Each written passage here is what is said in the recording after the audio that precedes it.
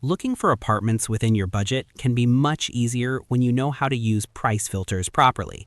In this video, I'll show how to edit price filters on Apartments.com so you can quickly find listings that match your budget.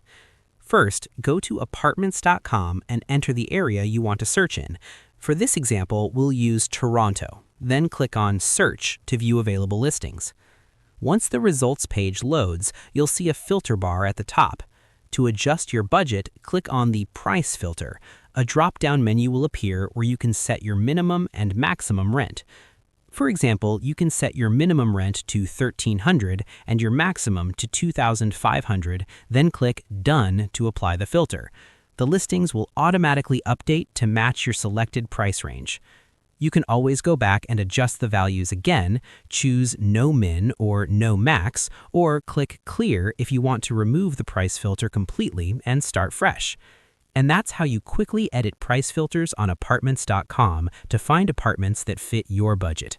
If this video helped you, don't forget to like, subscribe, and check out our other tutorials for more helpful tips.